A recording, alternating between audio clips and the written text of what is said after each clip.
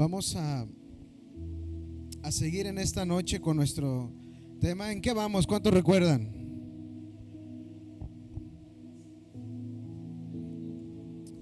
¿Mateo qué?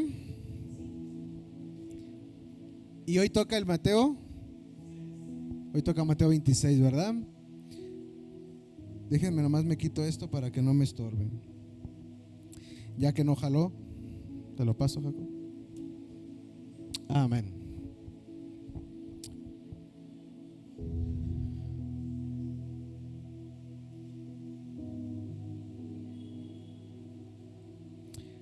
Ahora a muchos les asustó la lluvia, pues.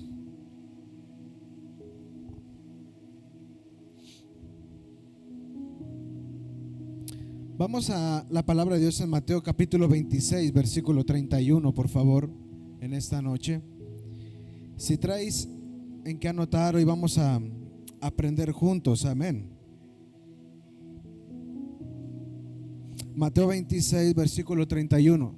Dice: entonces Jesús le dijo: todos vosotros os escandalizaréis de mí esta noche, porque escrito está: heriré al pastor y las ovejas del rebaño serán dispersas. Amén.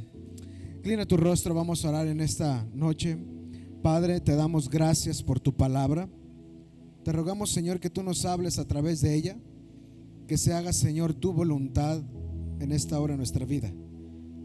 Bendito Señor, abre nuestro entendimiento para comprender tu hermosa palabra y danos sabiduría, Señor, para poder recibirla y exponerla.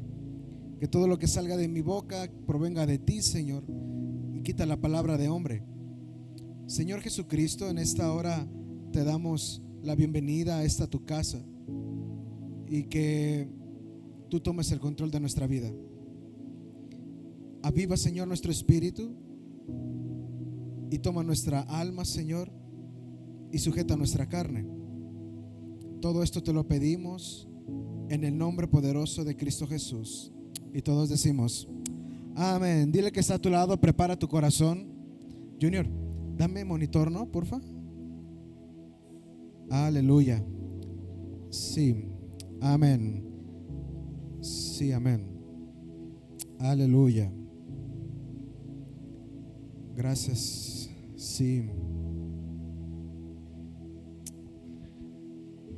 En este pasaje de Mateo 26, quiero comenzar en esta porción de Mateo 26.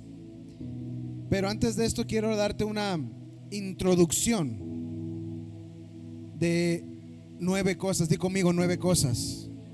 Quiero hablarte de la estructura de este capítulo. Número 1, en este capítulo se habla del complot contra Jesús. Lo encontramos desde el versículo 1 al versículo 5. El número 2 nos habla de la unción en Betania, cuando el Señor Jesucristo es ungido. Número 3 nos habla de Judas, cuando pacta la traición. Número 4 nos habla de la última cena, en el versículo 17 hasta el 30. En el punto 5 nos habla de la predicción de la negación, cuando Pedro niega al Señor Jesucristo. En el 6 nos habla acerca del Getsemaní, cuando el Señor Jesucristo está en ese lugar pasando por un proceso duro. El punto 7 también nos habla del arresto del Señor Jesucristo. También nos habla acerca del juicio ante el Sanedrín. Y por último nos habla de cuando es en el punto 5 es la predicción de la negación. Es cuando Él le dice a Pedro: cuando cante 3 veces el gallo, ¿qué va a pasar? Ok, y el último punto es la negación de Pedro. Estos puntos que vamos a ver el día de hoy tienen mucho que ver con el mensaje o la escritura de Mateo 26, 31. ¿Por qué razón? Porque aquí viene una gran riqueza espiritual. Como habíamos visto, Mateo capítulo 24, Mateo capítulo 25 nos hablaron acerca de señales del fin, ¿verdad? Y como Mateo 25 nos habla de la condición de la iglesia. Pero Mateo 26 nos hace una exposición de cómo el Hijo de Dios tiene que pasar por procesos para tomar la cruz, seguir a Cristo y ser lleno de la unción, que venga un mover del Espíritu Santo en nuestra vida y que venga un fruto en la iglesia o en mi vida por medio de la búsqueda intensa que yo tengo con el Señor Jesucristo. Entonces, el Mateo 26 marca la transición final de Jesús hacia la cruz. Este es uno de los capítulos más intensos espiritualmente.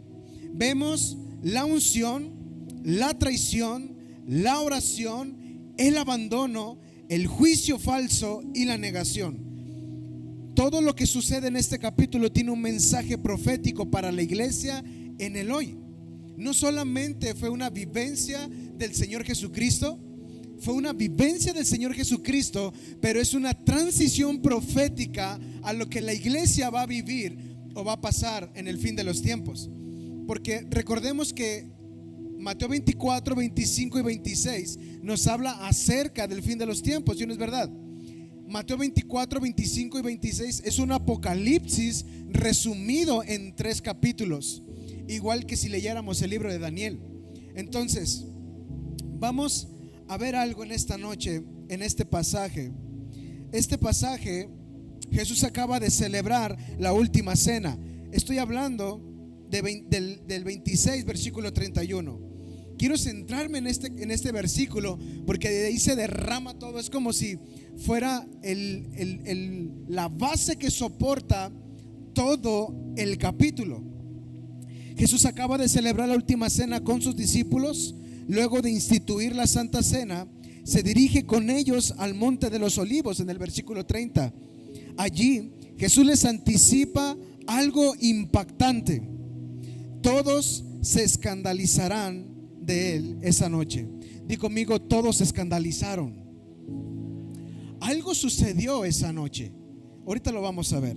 Este versículo introduce el quiebre emocional y espiritual que sufrirán los discípulos antes de la inminente captura de Jesús.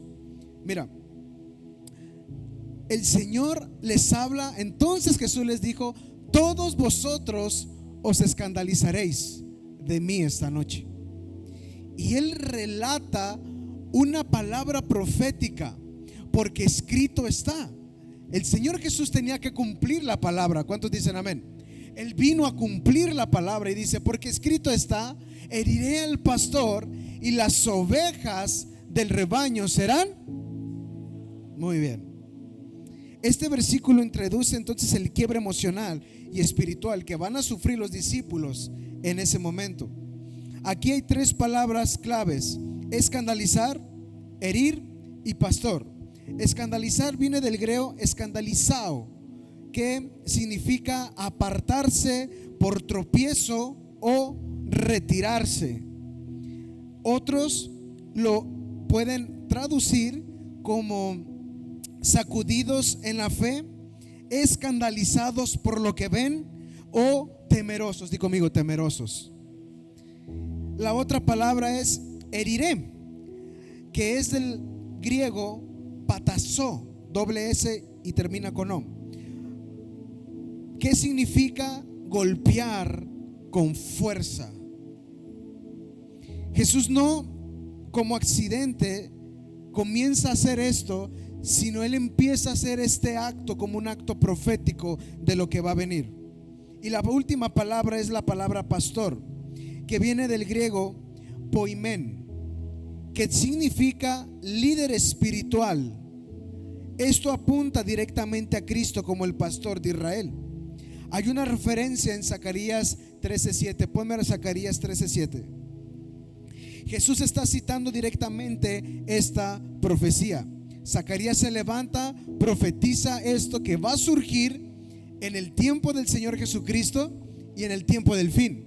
Zacarías 13:7 dice: levántate, oh espada, contra el pastor y contra el hombre, compañero mío, dice Jehová de los ejércitos. Y luego dice, heriré al ¿quién?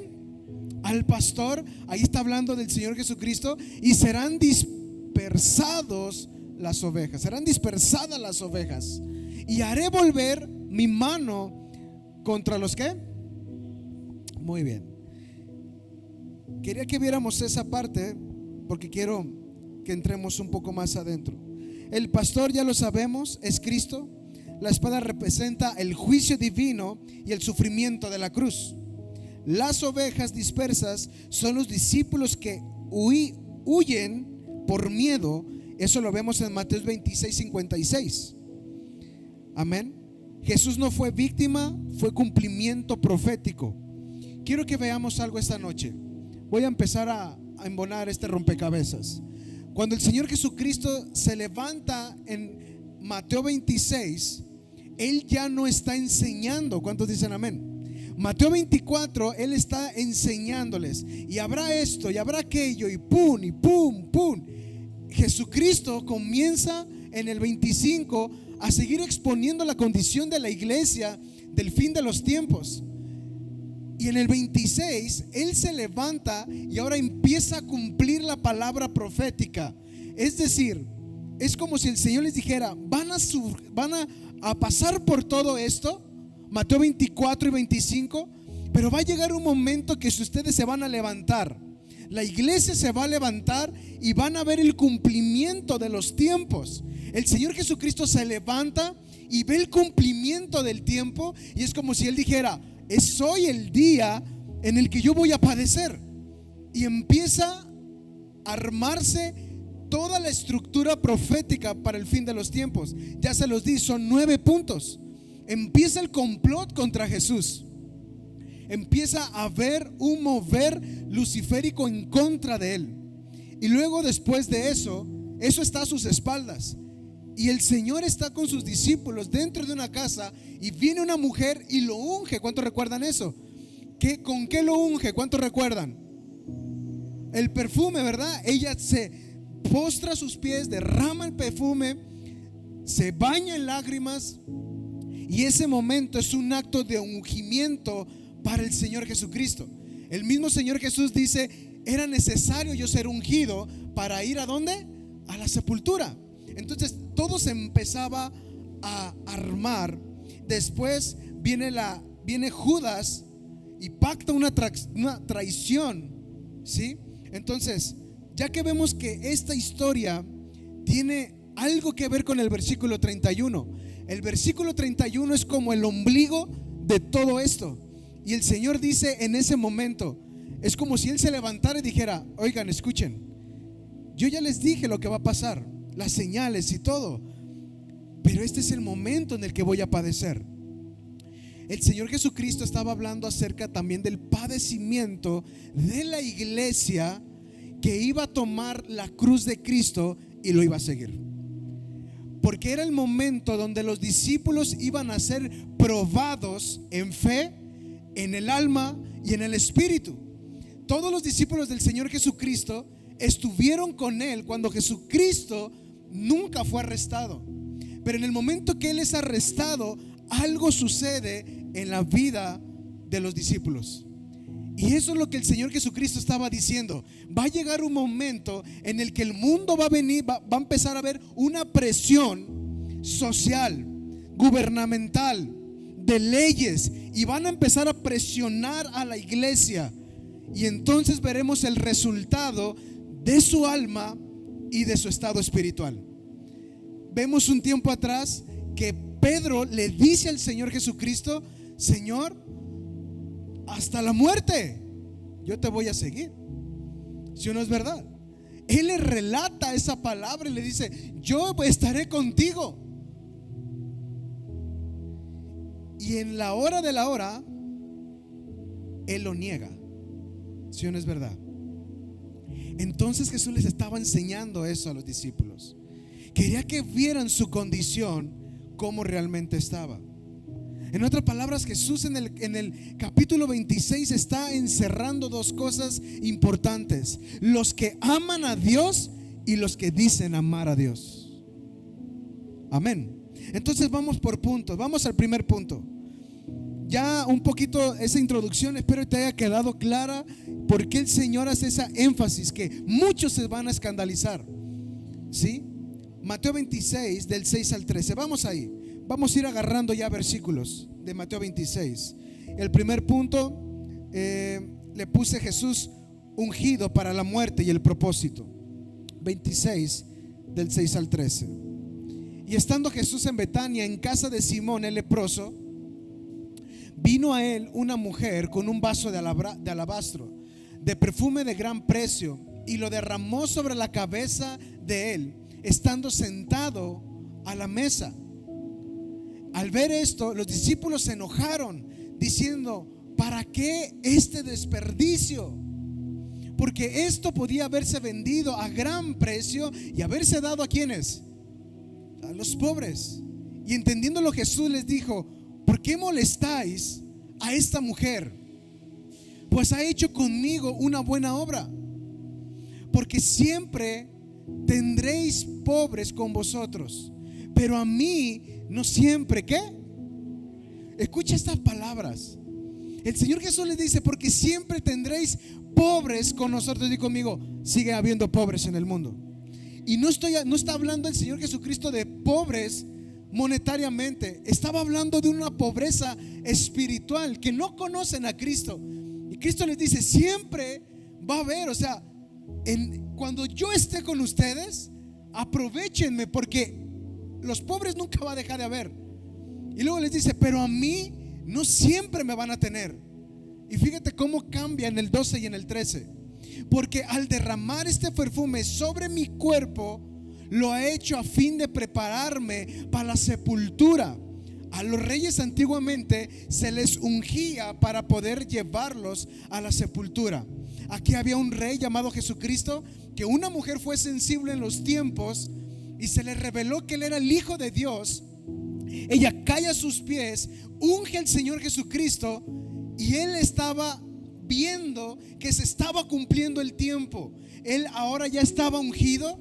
Dice: de cierto os digo que donde quiera que se predique este evangelio en todo el mundo, también se contará lo que ésta ha hecho para memoria de ella. Aleluya. Mira, mientras los sacerdotes planeaban matarlo, una mujer lo ungía para su propósito eterno.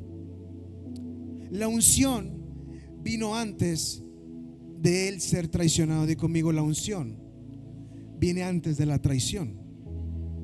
Ahorita vamos a ir agarrando esto como señal de que el Espíritu Santo ya lo había preparado para el sacrificio.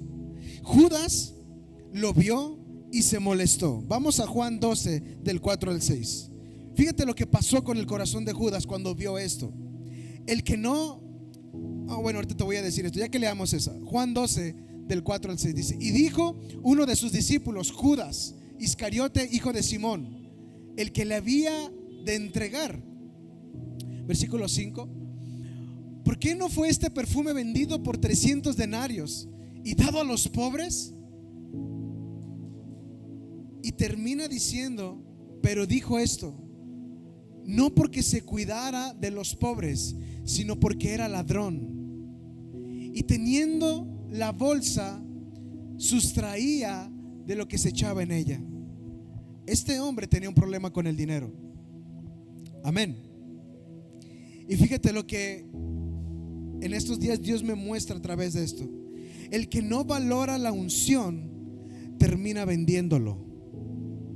Este hombre, Judas, no estaba valorando el que Jesucristo lo estaban ungiendo.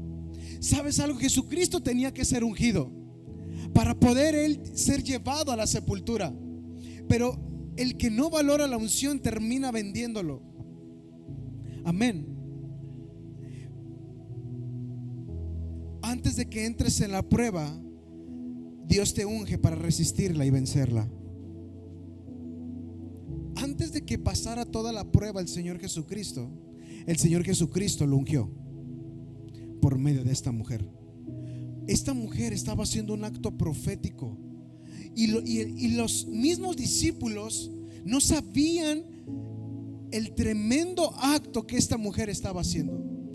Hemos escuchado, y yo lo he predicado también, pero hemos escuchado que esta mujer derramó todo porque ella dio todo por ese rey. Y sí, pero no solamente se quedó ahí, sino que esta mujer estaba declarando proféticamente: el rey de los cielos está a punto de ir a la sepultura. El rey de los cielos está a punto de derramar su vida por mí y por todos estos que están aquí, que no entienden los tiempos, pero él tiene que ser ungido para poder aguantar la sepultura. La sepultura, queridos hermanos, no era sencilla y no es sencilla. Y ella estaba, Dios, hagan de cuenta que Dios le reveló todo esto a esta mujer. Dios le revela quién es ese Dios, que Él era el que iba a pagar el precio por toda la humanidad, y ella corre porque sabe que el tiempo se está acercando. La palabra profética de Zacarías se estaba cumpliendo y choca con la vida de esta mujer. Y esta mujer recuerda que tiene que pasar algo.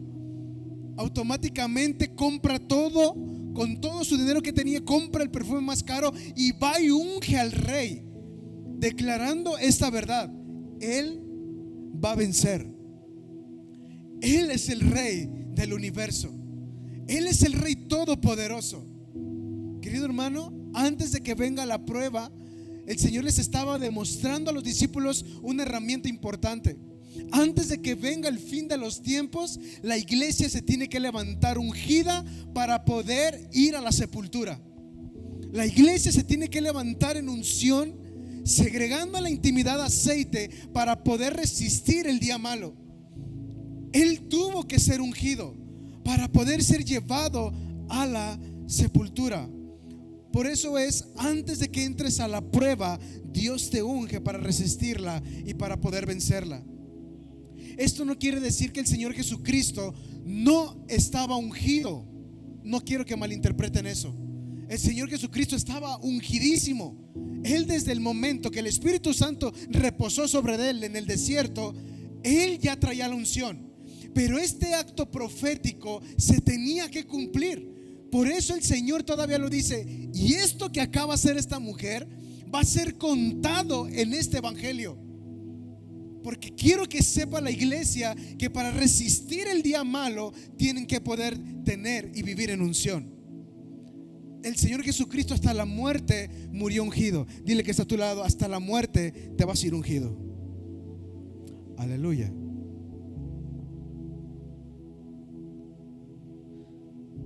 Era lo que el Señor estaba enseñando en el capítulo 26. Necesitan vivir ungidamente. Ya hemos hablado acerca que la unción es que la presencia de Dios repose sobre de ti. El Espíritu Santo repose sobre de ti. Va a llegar el día malo. Dile que está a tu lado: vienen los días malos. Mira, creo que fue hace 2 años cuando Dios me dio una palabra. Sí, fue hace 2 años. Y Dios me dijo que en el 2025 se iba a levantar una problemática en el gobierno. Y fue a través de un sueño. Y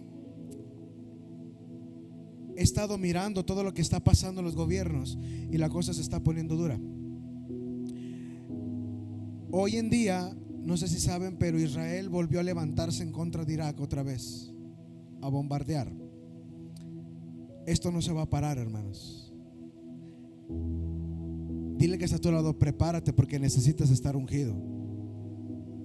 El Señor Jesucristo les estaba diciendo a sus discípulos: es necesario ser ungido, porque el día malo viene. Punto número 2: la traición siempre se gesta en el corazón antes de la acción. Mateo 26, del 14 al 16.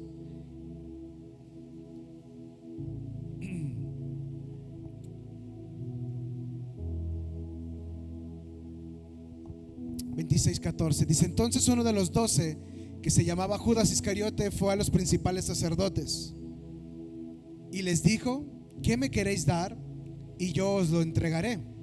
Y ellos le asignaron 30 piezas de plata.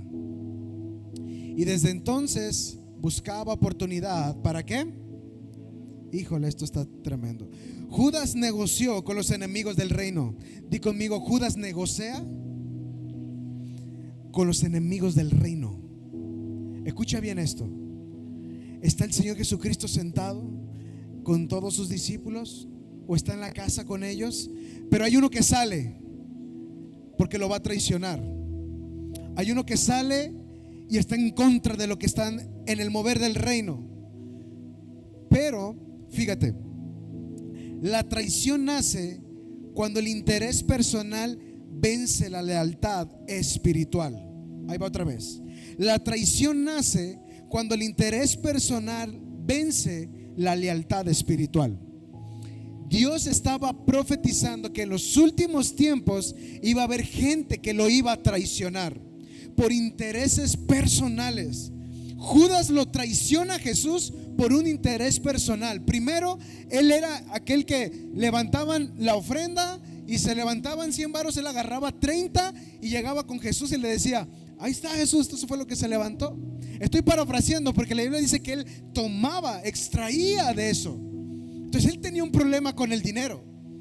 Él era muy avaro y de repente ve a la mujer que 300 denarios son tirados a la basura. Él se molesta por su interés personal y dice: ¿qué? ¿Por qué haces eso, mujer? Pudimos haber aprovechado toda esa lana. Entonces en ese momento viene un interés personal en él y dice: no, Jesús no está cumpliéndolo con lo que él dijo. Él dijo que nuestra vida tiene que ayudar a los pobres. Y él se molesta y sale y dice: no puede quedarse esto así. Él va, negocia en contra del reino. Imagínate el Señor Jesucristo, todo eso pasando por su mente, porque tenía un espíritu de discernimiento totalmente amplio. Él sabía que cuando él estaba con sus amados, estaba uno traicionándolo por un interés propio, por dinero. Y el Señor nos revela esto para el fin de los tiempos y dice: la iglesia va a empezar a traicionarme por interés propio. Eso es un mover de apostasía tremendo en la iglesia. Jesucristo estaba diciendo: va a haber muchos que me van a traicionar, me van a dar la espalda en el fin de los tiempos por su interés propio. ¿Por qué? Por tener iglesias llenas, por tener iglesias con mucho auge en el mundo, pero nada cristocéntricas y nada de que se hable el evangelio. Y va a haber gente que me va a dar la espalda por 30 monedas de plata. Estaba hablando el Señor Jesucristo que iba a levantarse una iglesia falsa que se decía amar al Señor, pero no lo amaba. Y dice: van a levantarse los intereses personales y las va a quitar de la lealtad espiritual. ¿Cuál es la lealtad espiritual de la iglesia? Cuando tú vienes a la casa de Dios, aunque tú estás enfermo y Dios no te sane, tú sigues amando a Cristo. Aunque tú no ves lo que tú has pedido, sigues viniendo a la casa de Dios y amando a Cristo. Cuando tú sigues viniendo a la casa de Dios, levantándote temprano los domingos para venir aquí y no ves nada de lo que tú le pides, Él dice: ellos son los que realmente me aman, no aquellos que lo aman por un interés personal. Judas estaba con Cristo porque ¿tú crees que a Dios, a Jesucristo, no le daban ofrendas? Claro que sí. Imagínate cuántos de aquí ha llegado alguien especial en su casa y por amor a él le dices: ten, pues llévate el queso que te gustó, ¿no? O llévate, no sé, el jamón. Órale, Dios te bendiga, hermano. ¿Sí o no es verdad? Imagínate a Jesús que entraba a su casa y no crees que Jesús se salía así como que pues vámonos. No, él se salía bendecido. Donde quiera que él llegaba, lo más probable que le daban. No lo dice la Biblia, pero era Jesús. Había gente de dinero y obviamente se acercaban a él. Y él y Judas estaba ahí. Él estaba por interés propio. Y llega un momento donde dice: eso pudo haber sido mío. Ese gran perfume, yo hubiera hecho algo mejor. Me hubiera echado 100 denarios y con 200 alimento a toda la población. por interés propio le da la espalda a Jesús. Di conmigo en esta noche: yo no pretendo traicionar a Jesús. Aleluya. 30 piezas de plata. Escucha bien esto. ¿Qué representa? Vamos a Éxodo 21:32. Fíjate. Esto está tremendo. Cómo a veces el hombre cree o piensa que puede como burlarse de Dios, ¿no? Éxodo 21, versículo 32. Si el buey acornerare a su siervo o a una sierva, pagará su dueño 30 siclos de ¿qué? Y el buey será apedreado. Esto de las 30 piezas de plata es el precio de un esclavo en el Antiguo Testamento. El Señor Jesucristo fue vendido por 30 piezas de plata. Pero ¿sabes algo? Jesús no era esclavo de nadie. Él era el Rey eterno. Y a Él no lo pudieron traicionar, porque se tenía que cumplir la traición para que viniera la redención. Aleluya.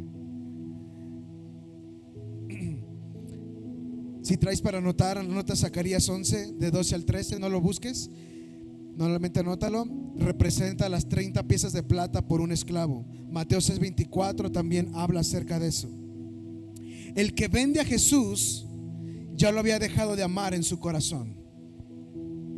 Cuando tú comienzas a buscar al Señor por interés, empiezas a dejar de amar a Dios por lo que es Él, y lo empiezas a amar por lo que Él te da. Entonces Jesús empieza a decir: va a haber una generación que me va a amar y me va a buscar por lo que yo les doy y no por lo que yo soy. Pero también habrá una generación que me va a buscar por quien yo soy, y ellos serán mis ovejas. Ellos escucharán mi voz y ellos sabrán que soy yo. Amén. ¿Cuántos están listos para encontrarse con su Rey? Número 3. Dile que está a tu lado: aquí vienen las piedras. La mesa de pacto y la separación. Está hablando de la cena del Cordero. Mateo 26, del 26 al 28. Fíjate nada más cómo está esto. Número 1. Comenzamos hablando del ungimiento. Él tenía que estar ungido para el día malo, y se cumplió. Número 2. Se levanta la traición en el corazón de un hombre por interés personal, y le da la espalda a Jesús y lo deja de amar. Y número 3, la mesa de pacto, la separación. Aquí viene la separación, que es la cena del Cordero. Mateo 26, del 26 al 28. Vamos a leer esos dos versículos. Y mientras comían, tomó Jesús el pan y lo bendijo y lo partió y dio a sus discípulos y dijo: tomad, comed, esto es mi cuerpo. 27. Y tomando la copa y habiendo dado gracias, le dio, diciendo: bebed de ella todos. Y el 28. Porque esta es mi sangre del nuevo pacto, que por vosotros es derramada para remisión de los pecados. En estos 3 versículos Jesús establece el nuevo pacto antes de ir a la cruz. Le da su cuerpo. En el original, cuerpo ahí es soma. Y le da su sangre. En el original es jaima. No solo como símbolo, sino como un pacto profético. En la misma mesa donde se parte el pan, también se parte la comunión con el traidor. Ahí en ese lugar, cuando Jesús se sienta, ahí estaba Judas. Y Judas ya había armado todo el complot. Judas ya tenía en su corazón que iba a traicionarlo. Y él se sienta a la mesa. ¿Cuántos saben la representación tan tremenda que es la Santa Cena? La Santa Cena representa que Jesucristo vino a este mundo. Él muere por nuestros pecados. Él resucita al tercer día. Él va al trono de Dios y Él pronto volverá. Esa es la representación de fe de la Santa Cena. Cada vez que tú comes la carne, estás siendo agradecido porque por medio de él vino redención, salvación y perdón de pecados. Y estás declarando que Jesucristo resucitó de entre los muertos y que Él regresará por su iglesia tarde que temprano. Estos tres actos son actos de gran importancia en este momento, porque el Señor Jesucristo está sentado con el traidor. Él ya lo sabía. Él ya sabía que Judas lo iba a traicionar. Y aún dentro de ese mover, Él le dice: coman y beban. Ahí es donde hay mucha gente que dice: es que pastor, él no es cristiano, él puede tomar la Santa Cena. Judas lo iba a traicionar y Jesús permitió que estuviera en la Santa Cena. Aleluya. Jesús estaba estableciendo un pacto. En la misma mesa donde él partió el pan, también se partió la comunión con el traidor. Fíjate, 1 Corintios 11 del 23 al 26, Pablo afirma el pacto de la Santa Cena. 1 Corintios 11 del 23 al 26. Quiero que veamos esta cita. Porque yo recibí del Señor lo que también os he enseñado, que el Señor Jesús, la noche que fue entregado, tomó el pan y habiendo dado gracias lo partió y dijo: tomad, comed, esto es mi cuerpo que por vosotros es partido. Haced esto en memoria de mí. Asimismo tomó también la copa después de haber cenado, diciendo: esta copa es el nuevo pacto en mi sangre.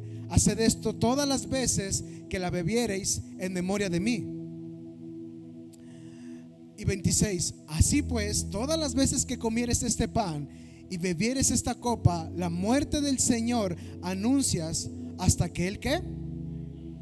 Ok, ahora vamos a Hebreos 12:9. Lo que relata ahí Pablo lo vimos en Mateo, ¿verdad? Ahora vamos a Hebreos 9:12.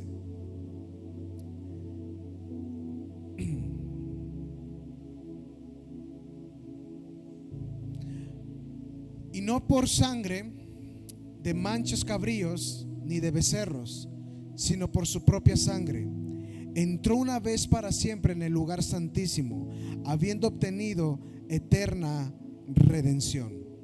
La cena del Señor es el pacto. Él estaba anunciando algo, el Señor Jesucristo, esa noche. Les estaba diciendo: queridos discípulos míos, se acabó el tiempo donde estoy con vosotros, pero yo voy a romper el velo para que sigamos en comunión. Jesús les estaba enseñando a los discípulos una herramienta impresionante. Cada vez que coman y beban de ella, acuérdense de este pacto. Acuérdense que ustedes tienen entrada, porque yo estoy a punto de abrir esa puerta. Estoy a punto de derramar mi sangre por ustedes, y ustedes tienen lugar en lugares celestiales juntamente conmigo. Cristo les estaba anunciando algo. El pacto viejo ya quedó atrás. Yo me voy presencialmente, pero en el espíritu seguiremos en contacto, iglesia.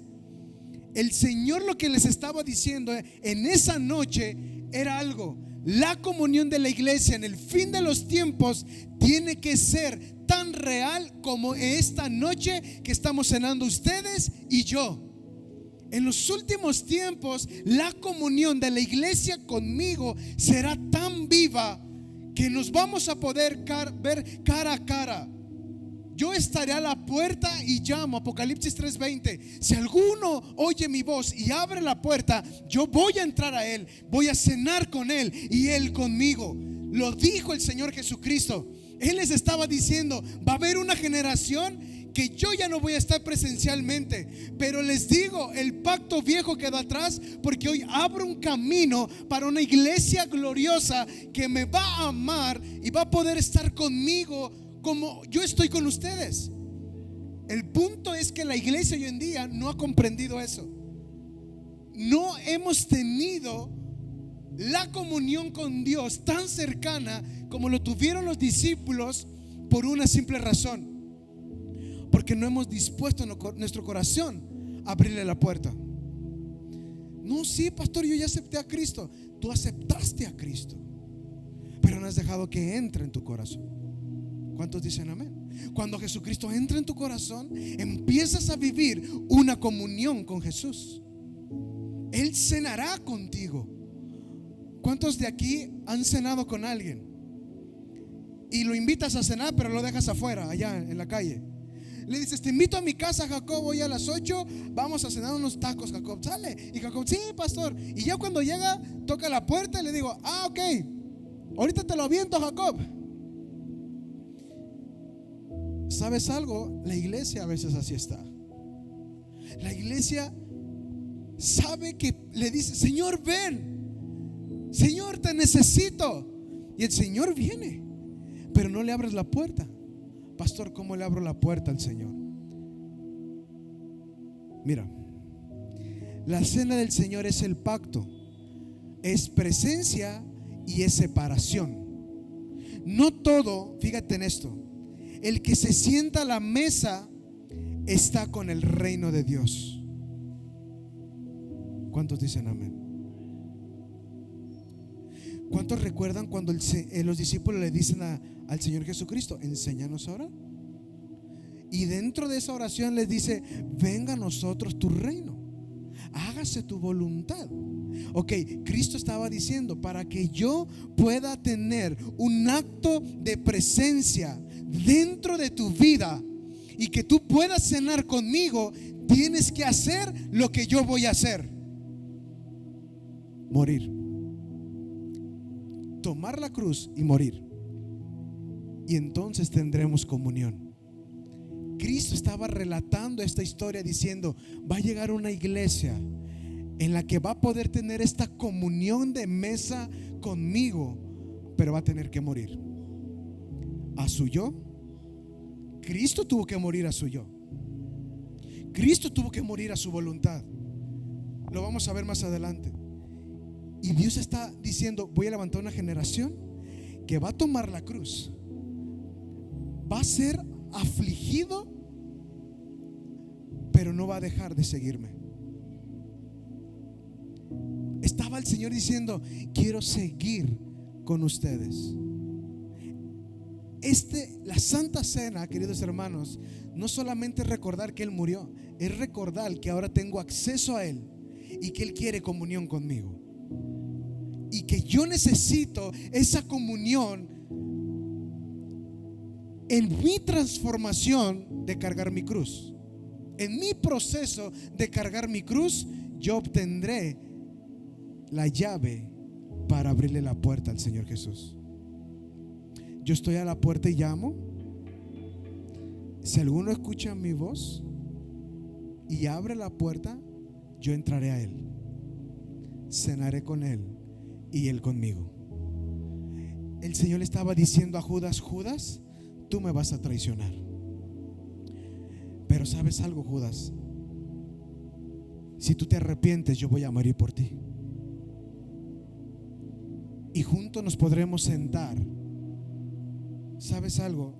Hay personas hoy en la actualidad que sienten que por su pecado ya no pueden acercarse al Señor.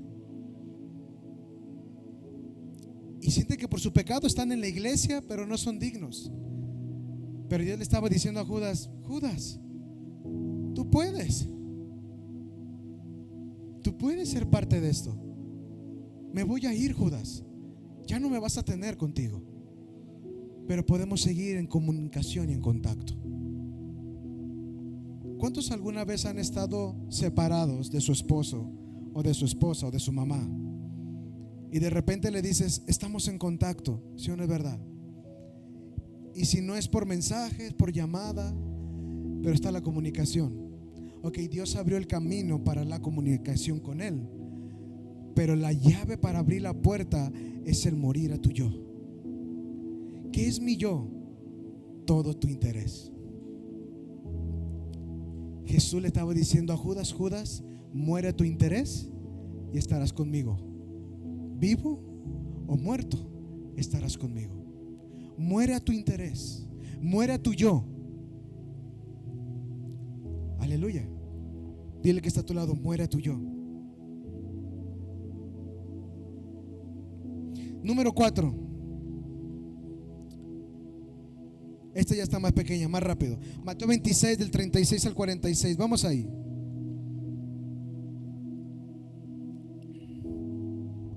Después que pasa todo este proceso, Jesús se va a un lugar llamado el Getsemaní. Mateo 26 del 36 al 46. Vamos a ver lo que Dios estaba anunciando para este tiempo. Entonces llegó Jesús con ellos a un lugar que se llamaba Getsemaní y dijo a sus discípulos: sentaos aquí, entre tanto que voy allí y oro. Di conmigo, oro. Él iba a orar. Versículo 37. Y tomando a Pedro y a los dos hijos de Zebedeo, comenzó a entristecerse y a angustiarse en gran manera. Di conmigo, Jesús tenía sentimientos. Entonces Jesús les dijo: mi alma está muy triste. ¿Qué le dijo que estaba triste? Su espíritu, su mente, su corazón. ¿Qué le dijo? Mi alma está muy triste, hasta la muerte. Fíjate hasta dónde estaba triste, hasta la muerte. Quedaos aquí y velad conmigo. Di conmigo, velad. Jesús fue a algo. Antes de que les pidiera a los discípulos algo, les mostró la necesidad de su corazón. ¿Sí o no es verdad? Jesús antes de cualquier cosa les dijo: estoy triste. O sea, Jesús primero les dijo: hey, soy humano. No solamente porque saben que soy el Hijo de Dios, no me duele, estoy triste. Quiero que lo sepan, y estoy triste hasta la muerte. Y fíjate lo que sucede en el 39. Yendo un poco adelante, se postró sobre su rostro, orando y diciendo: Padre mío, si es posible, pase de mí esta copa, pero no sea como yo quiero, sino como tú. Vino luego a sus discípulos y los halló durmiendo. Dijo conmigo, estaban dormidos. Ante la necesidad de Dios, de Jesús, sus discípulos estaban dormidos. Dios estaba relatando esta historia para que supieras cómo iba a ser en el hoy.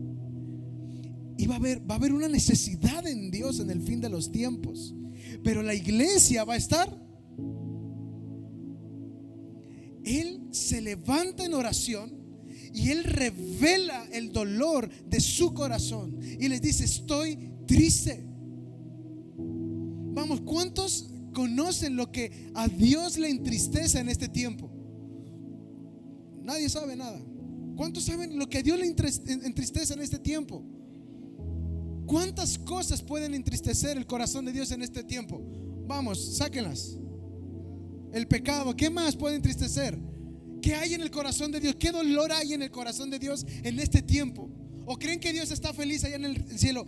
El mundo, qué padre, chido, hay más luces. La idolatría, ¿qué más le duele al Señor? Desobediencia, ¿qué? La apostasía, ¿qué más le duele el corazón de Dios? ¿Qué es lo que Dios anhela de la humanidad? Que todos vengan. Él le duele las almas. Él está dolido porque Satanás se está levantando y cada día hay algo duro en este mundo.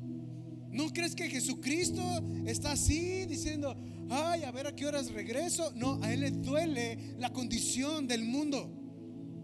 Él fue hombre, Él estuvo aquí y Él miró que todo lo que pasaba en este mundo estaba tremendo. Ahora que Él está en los cielos, la Biblia dice que la maldad del mundo irá en aumento. Imagínate el dolor del corazón de Dios. Jesucristo, al ver la tierra, se puede entristecer porque todos están en sus deleites y en sus vanidades y no voltean al corazón de Cristo. ¿Sabes algo? Un corazón conforme al corazón de Dios no es aquel corazón que no peca, es aquel corazón que ama lo que Cristo ama. Y es un corazón que aborrece lo que Cristo aborrece. Por eso David era conforme al corazón de Dios. Aunque David pecó y fue un pecado duro, porque hasta el día de hoy la espada sobre Israel no se ha quitado por causa de su pecado. Amén. no quiere decir que no era conforme al corazón de Dios. Un corazón conforme al corazón de Dios es aquel que ama lo que Dios ama y aquel que aborrece lo que Dios aborrece. Y Dios estaba levantando un clamor diciendo: va a haber una generación en el fin de la era donde me voy a entristecer por la condición del mundo, la condición de los hombres, pero van a haber discípulos que los voy a encontrar dormidos, que no les duele lo que a mí me entristece, que no se doblegan ante el dolor que yo estoy viviendo. Y dijo a Pedro, fíjate todavía Jesús, buena onda el Señor, llega y los ve y les dice: así que no habéis podido velar, di conmigo velar, conmigo una hora. Él le hace esta presión diciendo: híjole, es una hora y no pudieron. Y termina con, bueno, no termina ahí, pero vamos a leer esto: velad y orad. Di conmigo, velad y orad. Vamos, dilo otra vez: velad y orad. Mira, de nada sirve que ores si tu vida no está en velo, en velando. El domingo voy a hablar acerca de velad y orad. Qué profundidad tiene. Pero el Señor se levanta y da una instrucción. Primero, vela. Pásenlos de la alabanza. Primero, ponte a velar. Dile que está a tu lado: ponte a velar. Ahora, la palabra velar no es solamente quedarte despierto como tecolote toda la noche y estar viendo así y morirte por no dormir. No, la palabra velar está hablando de un discernimiento espiritual de los tiempos. El Señor Jesucristo estaba diciendo: activen, Pedro, activa tu discernimiento. Estoy a punto de morir y tú estás durmiendo. Estoy en agonía de mi alma por cómo estoy pasándola y ustedes están durmiendo. El Señor no lo exhorta, el Señor lo activa y le dice: vela. Y no agarran la onda todavía. Le dice: ponte en discernimiento, fíjate lo que va a suceder. Pedro, abre tus ojos espirituales. Y fíjate, pónmelo otra vez, el 36 26, 36. Entonces llegó Jesús con ellos al lugar que se llama Getsemaní. Dijo: estuvimos sentados aquí. Creo que es el 40. Vio luego a sus discípulos y los halló durmiendo. Y dijo a Pedro: así que no habéis podido velar conmigo una hora. Versículo 41. Y él da una instrucción: velad y orar. Mira, Dios, no creas que se la sacó de la manga en ese momento. Y no crees que dijo: déjales, digo que velen y oren. No, él da un paralelo, da un 1 y da un punto 2. Dice: velen.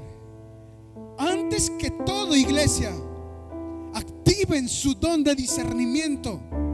Daniel, antes de que él diera palabra, él empezó a pedir discernimiento del tiempo que estaba pasando. Y por causa de pedir discernimiento, hubo una guerra en el cielo hacia la tierra para impedir la revelación que era para Daniel.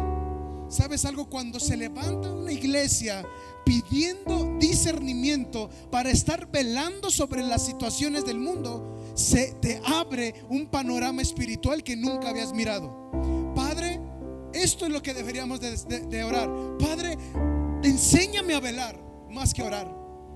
Los discípulos le dijeron: enséñanos a qué.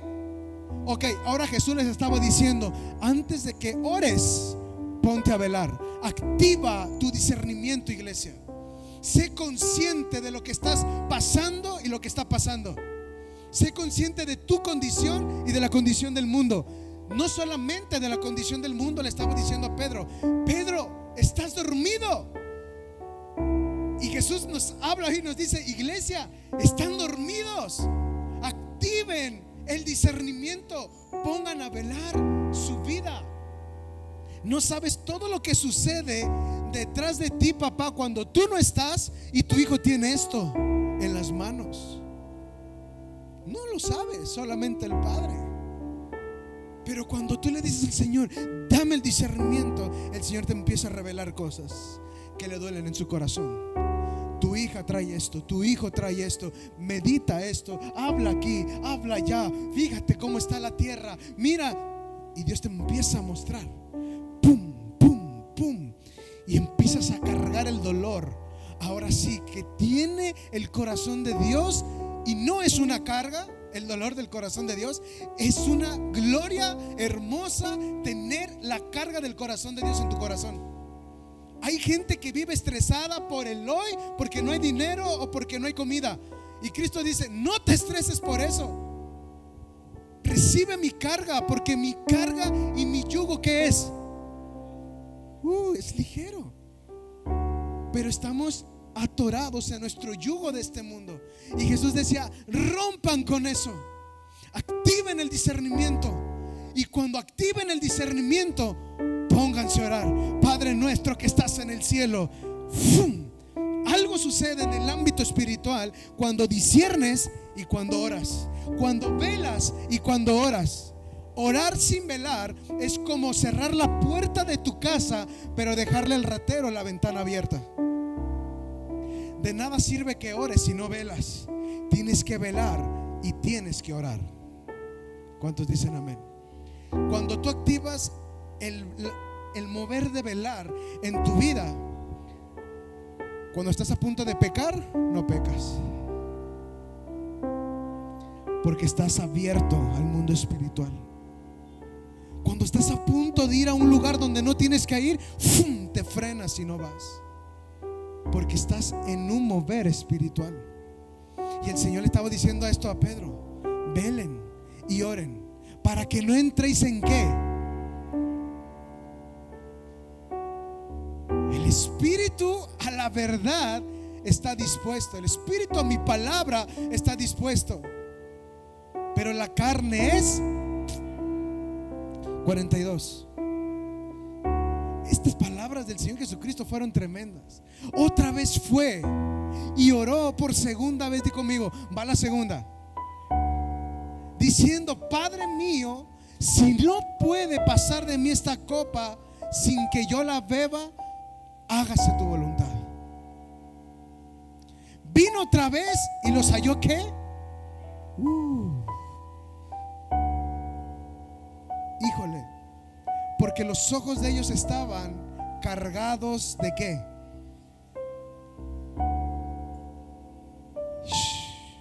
Y dejándolos, di conmigo, los dejó.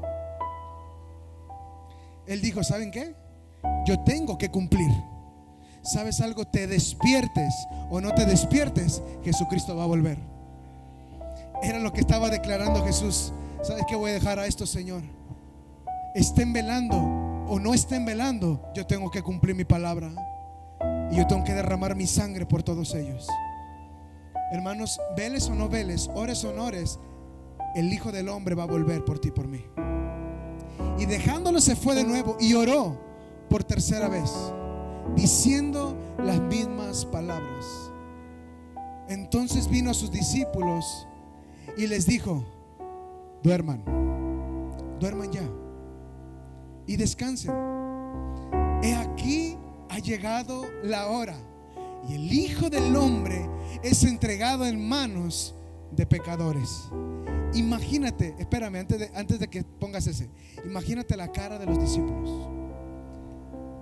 Pedro, ora conmigo una hora, estoy triste, algo va a pasar. Y Pedro se queda bien dormido. Jesús se va, regresa por segunda vez y lo encuentra babeando. Hey Pedro, ayúdame, ora. Estoy siendo yo, ¿no? Ora. Sí, Señor. Y se va. Cuando llega otra vez lo encuentra dormido por segunda vez.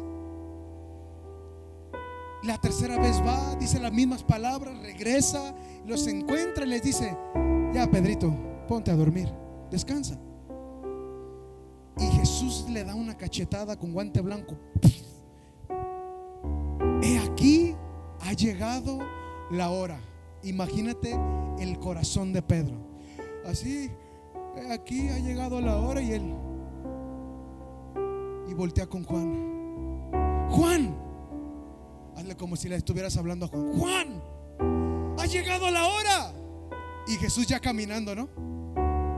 Y Pedro y Juan atónitos porque no sabían que ese día iba a ser entregado ya al Señor. Imagínate lo que pudieron haber pensado Pedro y Juan en ese momento. Ya ves, Juan, no estuvimos con él. Cuando más nos necesitó, no estuvimos con él. No inventes, Juan. Tú, Pedro, ¿por qué no me despertabas?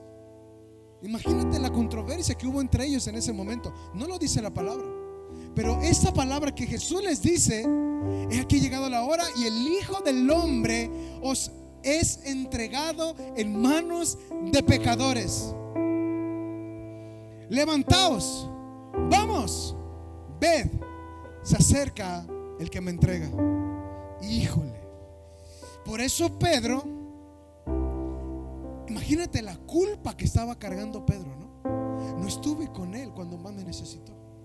Llegan a apresarle a Jesús. ¿Y él saca qué, Pedro? Como diciendo: no, ahora sí estoy contigo. Y le mocha. Y el soldado se mira y Jesús toma su oreja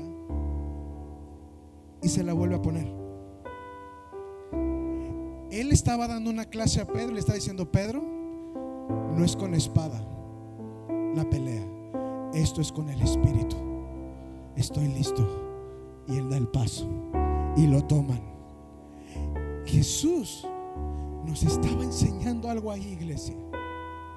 Necesito guerreros espirituales, no carnales. Necesito que cuando escuchen mi clamor desde mi cielo, atiendan el llamado en el fin de los tiempos, porque voy a volver. Y no quiero encontrar una iglesia dormida en discernimiento espiritual.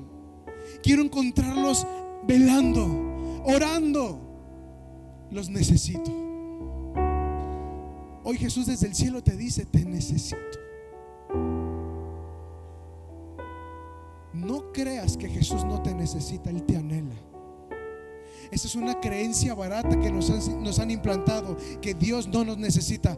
Dios nos anhela, porque en su corazón está que nadie se pierda, sino que todos corramos para encontrarnos con Él.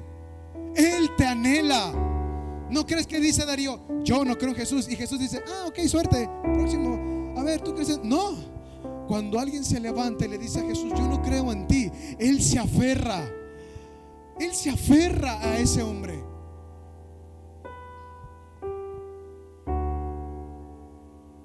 El Getsemaní no fue fácil. Fue la prensa, significa la prensa de aceite. El Getsemaní fue duro para el Señor Jesucristo. Es donde el alma es aplastada para que salga el propósito eterno. Iglesia, ¿quieres discernimiento? Ve a la prensa para que salga el propósito de Dios para tu vida. Ve a la prensa y dile: aplástame, Señor. ¿Sabes cuánto tiempo duré yo? Y todavía lo sigo haciendo. Desde hace cuánto tiempo, más bien, le he dicho al Señor que me aplaste y que me mantenga debajo de la planta de sus pies. 9 años llevo diciéndole al Señor: manténme debajo de la planta de tus pies. Aplástame, Señor, para que saques cada día lo bueno, extraigas lo bueno y separes lo malo de mi vida. Es momento de entrar en un Getsemaní. Es momento de decirle al Señor: aplasta mi carácter, mi forma de pensar, mi forma de ver, mi forma de ser, mi forma de actuar. Aplástala. Necesito discernimiento. Necesito comprender tu dolor. No quiero buscarte por interés y no quiero venderte por 30 monedas de plata. Quiero estar contigo hasta la muerte. Y que cuando llegue contigo veas que cargué la cruz y que traiga las marcas de la cruz en mi cuerpo, y que pueda ser reconocido en el cielo por eso.